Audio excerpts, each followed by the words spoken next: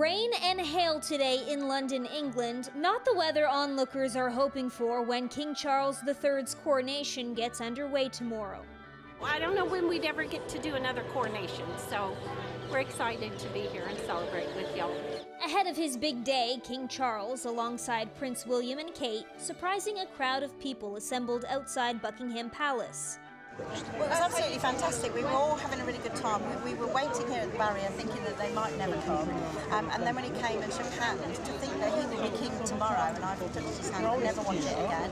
Tomorrow morning, Charles and the Queen Consort Camilla will travel to Westminster Abbey from Buckingham Palace in the Diamond Jubilee State Coach for the official coronation ceremony.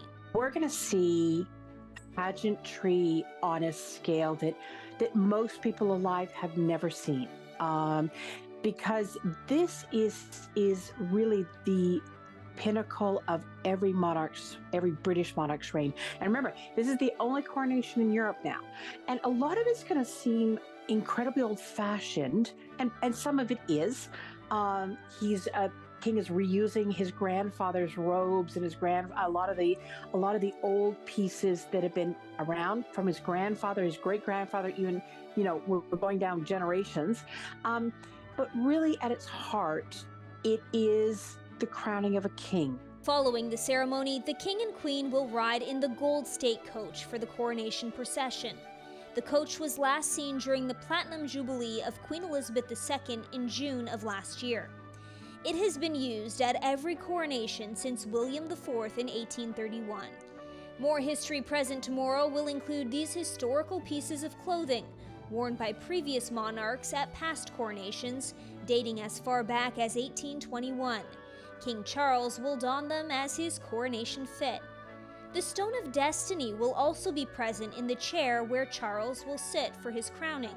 Making the long journey from Edinburgh Castle, it, along with the coronation chair, have been used to crown English monarchs for hundreds of years. I regard this as it's a first in a lifetime. It's kind of cool just to see it all play out from like a historical perspective. And historical it is. The last time the world saw a coronation was in 1953, a whopping 70 years ago, when Queen Elizabeth II acceded the throne. Last time a coronation happened, it was shot, obviously, it was the only time it was ever captured on film.